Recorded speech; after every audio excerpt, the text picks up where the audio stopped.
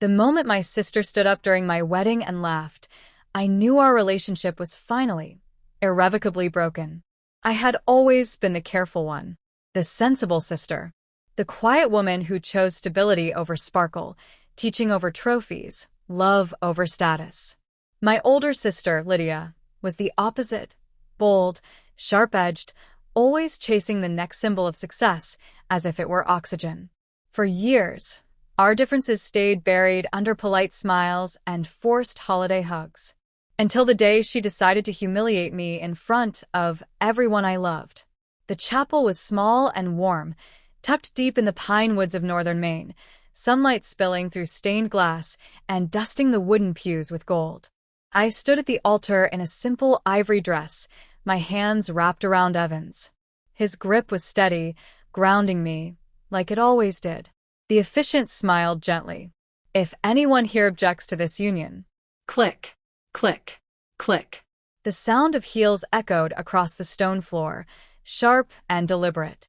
I felt Evan's fingers tighten slightly around mine. Then Lydia's voice cut through the silence. "This is a joke." A collective gasp swept the room. I turned just in time to see her rising from her seat, draped in silk, posture perfect, eyes blazing with something that looked like concern but felt a lot like cruelty. "You're throwing your life away, Claire," she said loudly. "You're marrying a waiter." "A waiter?" My mother sank lower in her pew. My father stared at the floor. 100 eyes burned into my skin. I didn't let go of Evan's hand. He didn't flinch. He didn't defend himself. He just stood there, calm, composed, as if this were nothing more than an inconvenience. That was Evan, quiet strength, never wasted on ego. Lydia kept going. "You graduated top of your class. You had options. And this is what you choose." I met her gaze and smiled. Not because I was smug, not because I wanted to win, but because she had no idea who she was talking to. She didn't know that the man she'd just insulted was the sole heir to one of the largest hospitality groups on the East Coast. She didn't know that Evan wasn't just a restaurant manager, but a man who had stepped down on purpose, to learn, to build, to lead with integrity instead of entitlement. And she definitely didn't know what was waiting for her after the ceremony. Let her talk, I thought. This wasn't the reveal. Not yet. Lydia and I hadn't always been enemies. We grew up sharing a bedroom in a sleepy coastal town, whispering dreams into the dark. But somewhere along the way, maybe when she went to Columbia and I stayed closer to home for Dartmouth, our lives split cleanly in two. Her world filled with galas, yachts, and champagne flutes. Mine with lesson plans, used cars, and student loans. When she married Marcus, a hedge fund manager nearly a decade older, my family treated it like a coronation. I still remember my father whispering, "She made it." I stood nearby, invisible. From then on, Lydia looked at me like I was a charity project in sensible shoes. Every visit came with silk-wrapped insults. "Still driving that old sedan?" I admire how simple your life is. It's grounding. I never fought back. I smiled, sipped my water, changed the subject. Until I told her about Evan. "He manages a small Italian place near Portland," I said once, carefully. She laughed. Not kindly. "A waiter," she scoffed. "With your education?" "He's more than that," I replied. "Oh, I'm sure," she said, swirling her wine. Very passionate about pasta. What Lydia didn't know, what Evan and I agreed to keep quiet, was that his father had built an empire. And before he passed, Evan promised he'd learn every job from the ground up. "The day I forget what it's like to scrub floors," Evan told me once, "is the day I lose the right to lead." That was the man I fell in love with. So we planned a wedding that reflected us. Intimate. Honest. No spectacle. Lydia hated every detail. In the weeks leading up, she warned relatives not to bother coming. Told my mother I was making a desperate mistake. Still, I didn't waver. Because Evan wasn't a gamble. He was the truth she couldn't recognize anymore.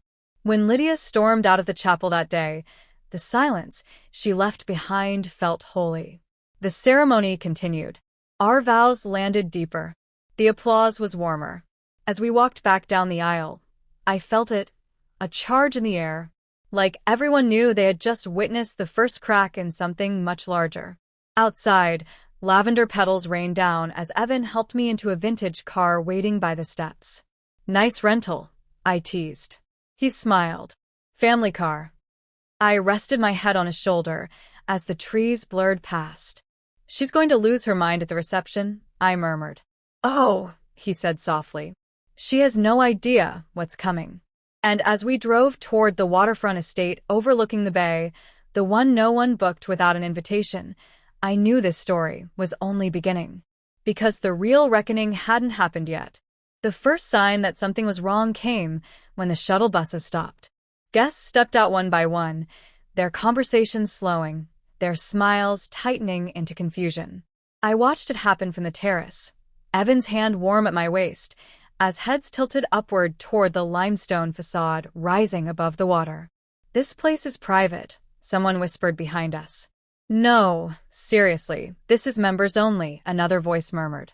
The estate loomed quietly on the bluff, all glass and pale stone, reflecting the late afternoon sun like it had nothing to prove.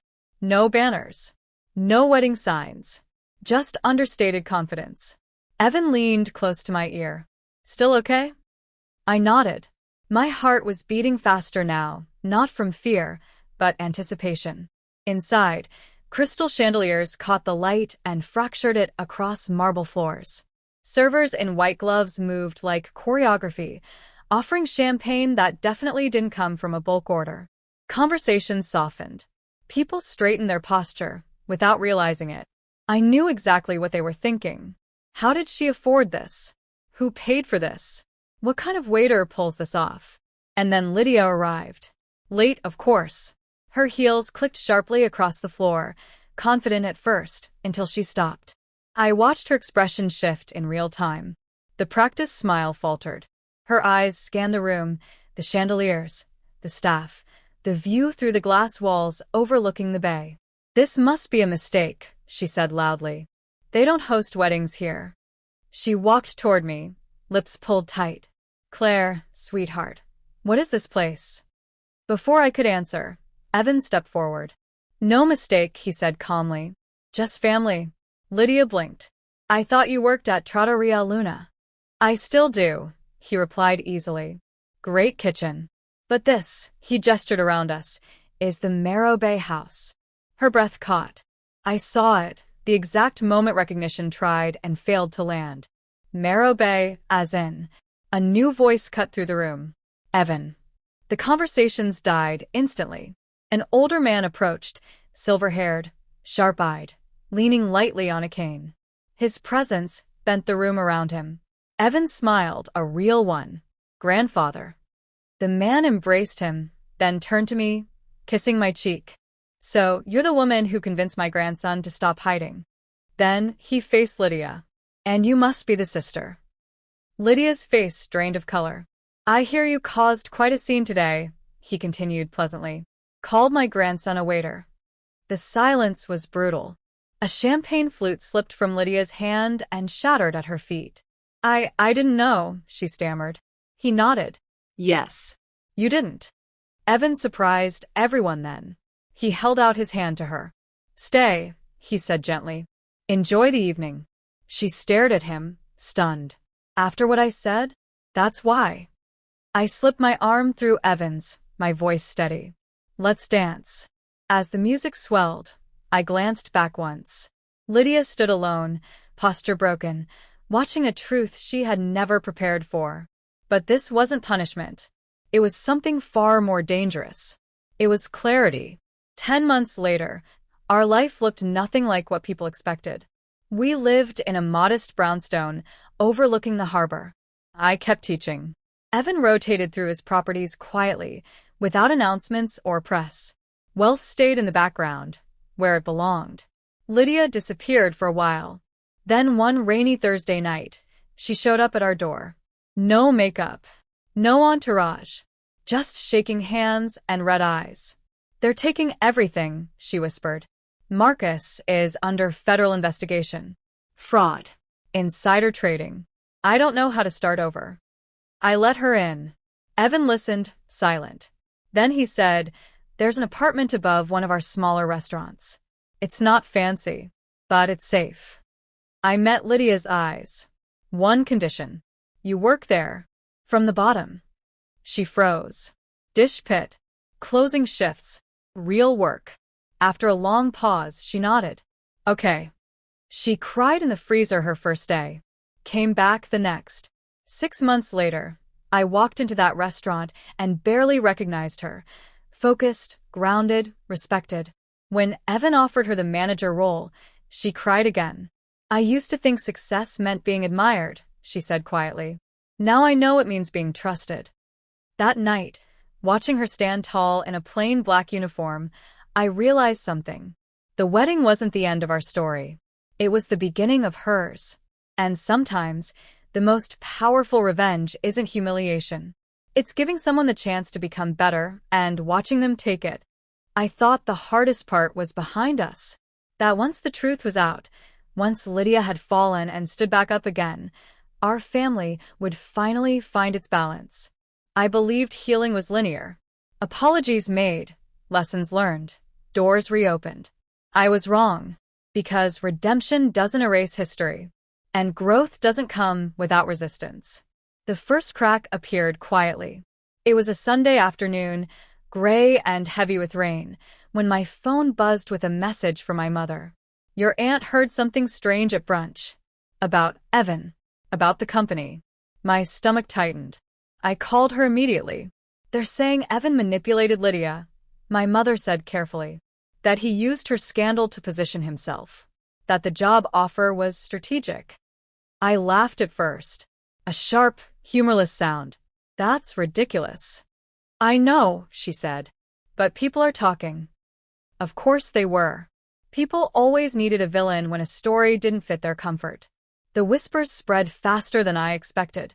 At family gatherings, conversations stopped when Evan entered the room. Compliments turned brittle. Questions came wrapped in concern. "He's very influential," my uncle said once, swirling his drink. "I hope everything's above board." Evan brushed it off. He always did. But I saw the weight settling into his shoulders. And Lydia, God, Lydia, was caught in the middle.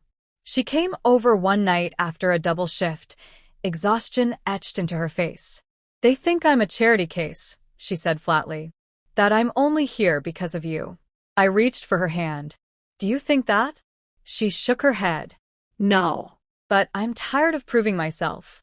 That was when she told me. Marcus hadn't gone quietly. Facing charges, assets frozen, reputation in ruins, he was desperate. And desperate men rewrite history. "He's claiming Evan orchestrated everything," Lydia said. "That the Rivera Group benefited from his collapse." My blood ran cold. "That's a lie." "I know," she whispered. "But lies don't need to be true. They just need to be loud." 2 weeks later, Evan was served papers. A formal inquiry. Baseless but public. The press didn't care about context. Headlines never did. Hospitality heir under scrutiny. Power, privilege, and a fallen financier. I watched Evan read the article in silence, jaw tight. "I won't fight dirty," he said finally. "I won't use influence to crush someone already falling." "But you could," I said. "Yes," he replied. "And that's exactly why I won't." That was the moment fear crept in. Not for our money. Not for our status. For our peace. Lydia surprised us both. She requested a meeting with the board overseeing the inquiry. Voluntary. Alone. "I need to speak," she said. "Not as a sister. Not as a manager. As a witness." The room was cold and impersonal. I wasn't allowed inside. When she emerged 2 hours later, her eyes were red, but her posture was unbreakable. "I told them everything," she said. "What I did. What I said. Who Evan really is." The investigation didn't vanish overnight. But the narrative began to shift. Truth does that slowly, stubbornly. Still, damage lingered. Invitations stopped coming. Deals paused. Old friends hesitated. One night, lying awake beside Evan, I finally asked the question that had been clawing at me. "Do you regret marrying into my family?" He turned toward me, eyes soft. No, he said. But I regret how much you had to endure because of it. Tears burned my eyes. I'm not fragile, I said. I know, he replied. That's what scares me. You carry more than you should. Weeks later, the inquiry closed quietly. No charges. No wrongdoing. No apology either. The headlines moved on. But something had changed. At the next family gathering, Lydia stood up, hands steady, voice clear. I was cruel, she said. And I was wrong. Anyone who doubts Evan doubts me. Silence followed. Then slowly people nodded. Not forgiveness, but acknowledgement. As we drove home that night, Evan reached for my hand. You know, he said softly, sometimes storms don't come to destroy. I looked at him. They come to show you what's strong enough to stay standing. I believed him, but deep down I sensed it. One final test was still coming. The final test didn't arrive with shouting or headlines. It came quietly, disguised as an opportunity. Evan received the call on a Tuesday morning while I was grading essays at the kitchen table. I could tell something was different by the way he didn't speak right away, just stood there, phone pressed to his ear, eyes unfocused. When he hung up, he sat across from me. The board wants me to step into the CEO role, he said. I blinked. Now. They think the investigation proved something, he continued. That transparency matters. That leadership should look like this. I waited for the excitement, the relief, the triumph. Instead, I felt a knot tighten in my chest. Because this wasn't just a promotion. It was a line in the sand. Taking that role would put Evan back into the spotlight he'd spent years avoiding. Public dinners. Media profiles. Power that attracts the very kind of people he'd walked away from. People like the woman my sister used to be. That night, Lydia came over. She listened in silence as Evan explained the offer. When he finished, she surprised us both by standing up. If you don't take it, she said, you'll be doing it for the wrong reason. Evan frowned. I don't want this to change us. It won't, she said firmly. You changed me, and you didn't do that by hiding. She turned to me then. And you, Claire, you spent your whole life being small so others could feel big. Don't do that again. Not now. Her words landed harder than anything she'd ever said before. That was when I understood. This wasn't about wealth or titles. It was about visibility, about whether humility could survive power or whether power always destroyed it. Evan accepted the role 1 week later, and he did exactly what everyone said he wouldn't. He raised wages across the company, promoted from within, closed exclusive clubs that thrived on secrecy, and opened community kitchens in their place. He insisted on knowing names, not resumes. Some investors walked. Others followed. Lydia thrived as a general manager, earned every inch of respect she held. When people whispered about her past, she didn't flinch. I've lived both lives, she'd say. This one's real. At our next family gathering, there were no speeches. No tension. Just food. Laughter. Ease. My mother pulled me aside and squeezed my hands. I'm proud of you, she said. Not because you married well, but because you married right. Years later, when my students ask me what real success looks like, I tell them this. It's choosing integrity when no one is watching. It's letting people underestimate you and staying kind anyway. It's loving someone not for what they own, but for what they protect. Sometimes, the sister who breaks you is the one who shows you who you truly are. And sometimes, the quiet woman at the altar turns out to be the strongest one in the room.